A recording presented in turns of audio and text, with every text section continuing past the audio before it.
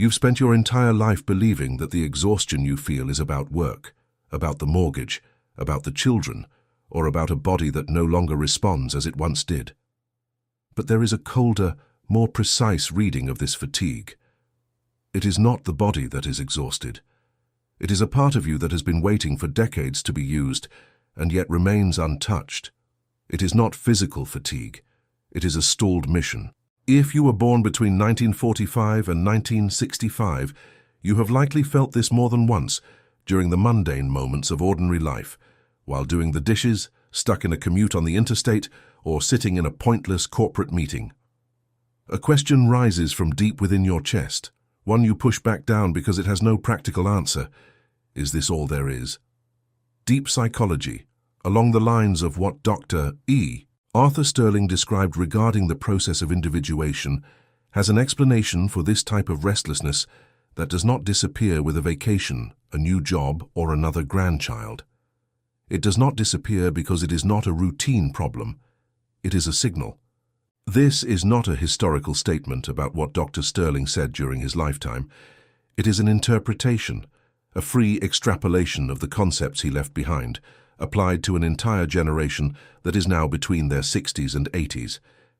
And that is exactly why it hurts so much, because it makes sense in a way that no superficial explanation has until now. The idea is simple to state and uncomfortable to accept. You, those born in that 20-year interval, grew up in the middle of a fold in history, an analog world that died before your eyes, and a digital world that was born without asking permission. Cold wars that threatened the end of the planet and later became mere footnotes in school textbooks. Revolutions in behavior, gender, labor, and faith. All of this happened within the span of a single human life, yours. This is not a statistical coincidence. It is structural.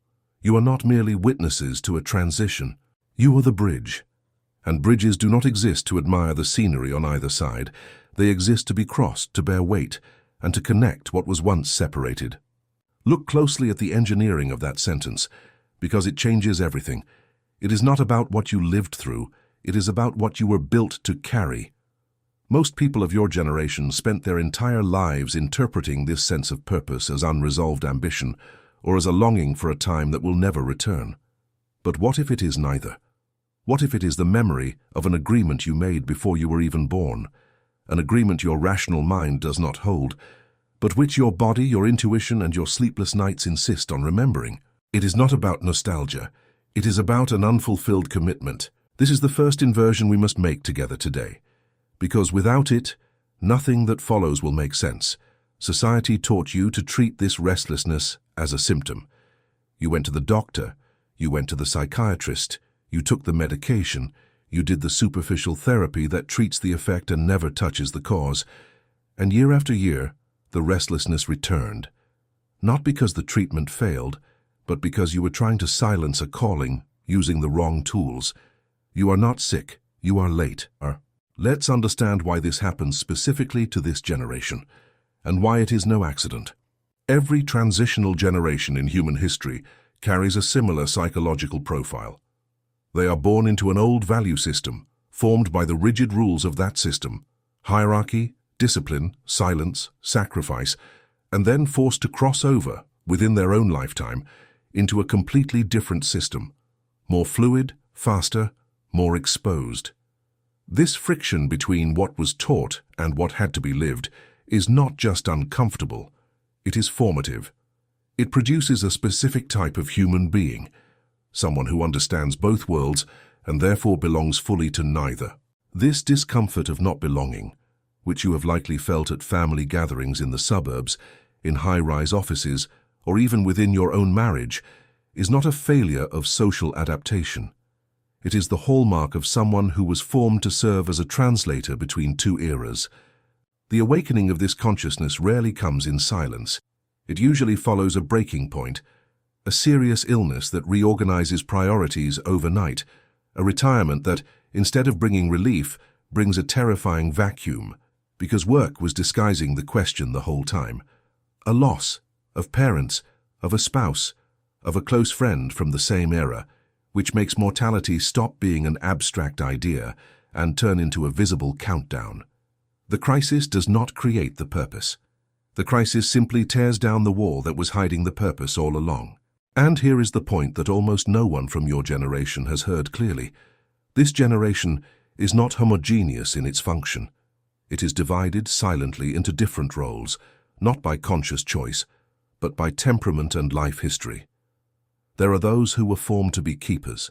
These are the ones who feel an almost physical duty to preserve memory, tradition, technique, craft, family history, values that the accelerated world is discarding like trash. If you fall into this category, you have likely heard with annoyance no one uses that anymore, and you felt a pain disproportionate to the comment because deep down you know you weren't defending an object or a custom. You were defending a bridge to something that humanity will need again. There are those who were formed to break structures, not out of late-onset teenage rebellion, but out of a genuine inability to continue validating systems they know, from the inside, are bankrupt, institutions, corporations, even entire relationships. If you are in this category, you have likely been called difficult, problematic, or someone who doesn't know how to go with the flow, when in reality, you are someone who cannot lie to yourself about dead structures.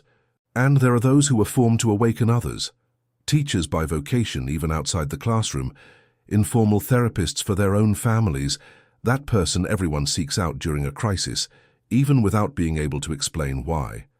If people have always sought you out to unburden themselves, to ask for advice, or to just talk, that is not a personality coincidence. It is a function. There is no hierarchy of importance among these roles.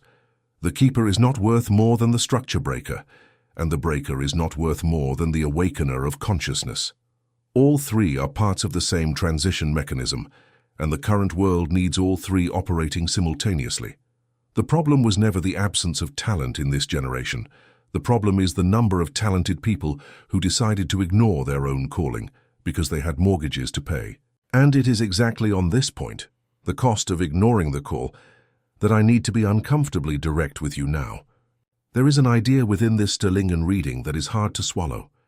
This may be the last opportunity, within this life cycle, to close something you have been trying to close for much longer than you imagine. I am not talking about reincarnation as a religious dogma to be accepted blindly. I am talking about a real psychological principle that Dr. Sterling explored. Patterns that repeat in a life when they are not understood tend to repeat in the next attempt, the next relationship, the next decade, until they are finally integrated. If you feel you have experienced this sensation of, I'm about to change my life but I always pull back at the last step, more than once throughout your 60 or 70 years, that is not a weakness of character. It is an unresolved pattern repeating itself within your own timeline. And the scenario you are in now, with a body already showing its limits, with social time already demanding an accounting, with grown children who no longer need you full-time, is not a scenario of decay. It is the cleanest slate you have ever had. Fewer external obligations stealing your attention, more clarity about what truly matters, less fear of others' judgment, because you have lived long enough to know that other people's opinions of your life never paid a single one of your bills. This is not the worst moment to start. It is the only moment in which you possess, at the same time, enough experience, time, and courage to finish. It is not about starting from scratch. It is about finally finishing what you brought with you. And it is precisely here, at this exact point, between the urgency of a deadline you feel but cannot name, and the clarity that the present moment is the ideal ground for action, that I need to tell you about something I have prepared with great care, thinking exactly of this kind of life shift. When this restlessness turns into clarity, it still needs structure, so it doesn't get lost again in the daily grind. That is why I prepared the Awakening Code for you. It is not another generic motivational course, nor an abstract manual of spirituality to read and forget the next day. It is an inner map, based on the psychology of Dr. Arthur Sterling, built over 60 days of daily lessons, a key, a question, a micro-action, and a journal entry every day until the pattern that binds you truly begins to dissolve. You don't need to understand everything now, nor have a ready-made answer about what my mission is. The process exists precisely so that this answer can emerge slowly, with consistency, without miraculous overnight promises. The link is pinned in the first comment. If any sentence so far has touched something you recognized in silence, record the word awaken in the comments, not as a formality, but as the first public commitment you make to that part of you that has been waiting. Once that is recorded, the process of recognition continues, because recognizing the mission is only the first half of the work. The second half, the hardest part, is crossing the obstacles that always appear right when a person finally decides to act. The first obstacle is the attachment to materialism, and it never appears with the ugly face of greed. It appears disguised as responsibility. I can't afford to change now. I have bills. I have a retirement fund to secure. I have grandkids to help. It's not about having money or not having it. It's about the security that money promises to have bought over decades of work. A security that, in the moment of truth, never prevents the emptiness from appearing in the small hours of the morning. Doctor. Sterling spoke of a first half of life devoted to building the ego, status and territory, and a second half destined for another entirely different task, which money alone can never solve. The second obstacle is more subtle, and therefore more dangerous: spiritual pride. It is the most elegant version of the ego, the one that disguises itself as wisdom. It is the person who spent their life reading, meditating, evolving, and who now uses that accumulation of knowledge to feel superior to those who haven't yet awakened, instead of using that knowledge to serve. It is not genuine wisdom. It is vanity in temple robes. The third obstacle is accumulated emotional exhaustion, decades of holding up roles, as provider, as caregiver, as the pillar of the family, without ever having had permission to also need care. This fatigue is not resolved with physical rest, because it is not physical. It is the exhaustion of having performed a functional version of yourself for too long, without ever having actually been that whole version. These are not random obstacles. They are purification filters. Each one exists to separate those who are willing to abandon the old mask from those who just want to trade it for a new one. The good news is that there is a practical, not mystical method to identify exactly what your specific contribution is within this collective mission, without depending on supernatural revelation or waiting for a sign in the sky. The first filter is sensitivity. Of everything you see in the world, what gets under your skin in a disproportionate way? I'm not talking about common irritation with traffic or grocery store prices. I'm talking about that specific injustice, that specific pain in the world. Abandoned seniors in nursing homes, the destruction of the environment, children without education, the loneliness of those aging alone, that hurts you in a personal way, almost as if it were your individual responsibility to solve it. This disproportionate pain is not hypersensitivity. It is direction. The second filter is natural talent, that which has always been easy for you and which, precisely because it was easy, you never valued as you should have. The person who has always organized everything naturally doesn't see it as a gift. They see it as a tedious obligation. The person who has always calmed others in a crisis doesn't see it as a talent. They see it as just what I do. Except others don't do it.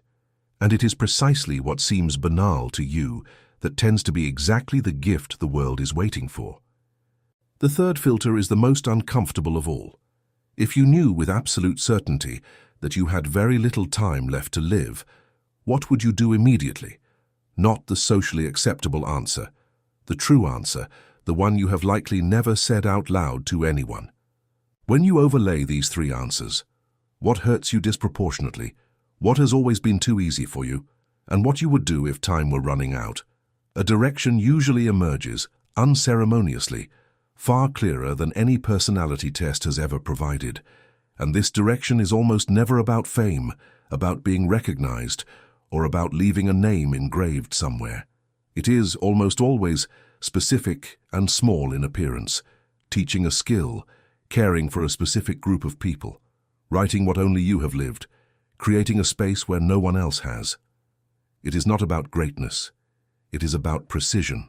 And while you process this, it is worth quickly reinforcing something that was said before, because the decision to act has a deadline, even if you don't like to admit it. Your generation's mission is in its final phase. The body is already calling in its debts, And the awakening code is still there, pinned in the first comment, waiting for those who have already understood that understanding alone changes nothing.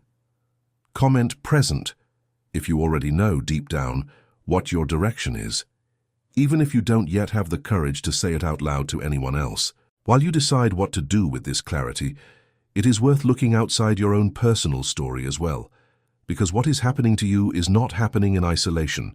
It is happening on a collective scale, and the signs, if you pay attention, are everywhere. The younger generations, the children and grandchildren of this transitional generation, are being born with a level of sensitivity and a refusal of hypocritical systems much greater than any previous generation had the courage to express at their age. Institutions that seemed eternal, traditional models of work, of marriage, of organized religion, of representative politics, are crumbling or being deeply questioned simultaneously across the globe without prior coordination. The perception of time is changing. The same year that once seemed long now passes in the blink of an eye, as if the temporal structure itself were being compressed, pushing people to decide faster, to act faster, to delay no longer. Ancient knowledge, contemplative practices, traditional medicine, ancestral philosophies is being rediscovered by multitudes after decades of being treated as museum superstitions. And at the same time, those who are genuinely awakening report the same uncomfortable sensation, a specific loneliness, different from common loneliness, the loneliness of someone who can no longer pretend interest in empty conversations, in gossip, in automatic routines, and who hasn't yet found their new tribe. None of these signs in isolation prove anything, but together in the same decade, in the same generation, they form a pattern that is hard to ignore. And if you recognize this pattern in your own life, the discomfort with the shallow, the silent urgency, the loneliness of someone who has seen too much to go back to pretending they haven't, perhaps it is time to accept that you are not going crazy. You are finally waking up at the right time. This leads us to the most delicate part of all this, because recognizing the pattern is not the same as acting upon it. And it is exactly in the gap between recognizing and acting that most people of your generation will die without having fulfilled what they came here to do.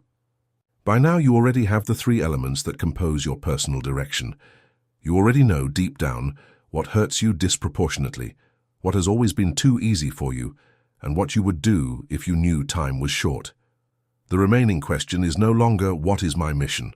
The remaining question is, will you continue postponing for another year, another decade, until the body decides for you that there is no longer a time for choice? This is the exact point where most people freeze, not for lack of clarity, but for fear of acting without having all the guarantees of success. And it is exactly here that I need to be direct with you for the last time. No one had all the guarantees before starting something that truly mattered. The Awakening Code exists precisely for the first 60 practical actions, one per day, without requiring you to already have total certainty about the final result. The link is pinned in the first comment, and the only thing missing now is for you to decide if you will continue just watching videos about purpose, or if you will, finally, take the first real step. Comment, "The time has come," if you understand that waiting another year is not prudence, it is just another postponement in a new outfit. The practical path from here does not require perfection. It requires only 4 movements in the right order. The first is to accept your own uniqueness without apologizing for it. Stop trying to fit into molds that were never made for you. Stop comparing yourself to those who awakened younger, those who had more resources, or those who seem to have a more important mission. Your contribution does not compete with anyone else's. It simply fills a space that only you can fill. The second is to identify with the greatest possible precision the exact field where this contribution will happen. Not in vague terms like, "I want to help people," but in concrete terms. Help whom? With what? Through what means? A mission without concrete direction remains just a beautiful sentiment with no effect in the real world. The third is to act immediately, even on a small scale. Don't wait to have a platform, an audience, a degree, or any external approval. Today's small action is what builds the structure that supports tomorrow's large action. Those who wait for the perfect moment are usually just waiting for permission to never start. The fourth and most difficult of all is to abandon attachment to the result. Fulfilling the mission is not about ensuring recognition, applause, or even measurable success. It is about the coherence between what you came here to do and what you effectively did with the time you had. This coherence and not external applause is what truly closes a cycle. When these four movements happen, even in an imperfect way, something is completed that no material achievement ever finished. It is not about leaving a name engraved anywhere. It is about ceasing to owe something to yourself. You can close this video now and go back to the same old routine, treating this restlessness as just another passing late afternoon thought. Or you can accept that it was never passing, that it is the only part of you that never lied. The illusion that there is still unlimited time to decide has ended. The first comment is pinned. The choice, as it has always been, is yours.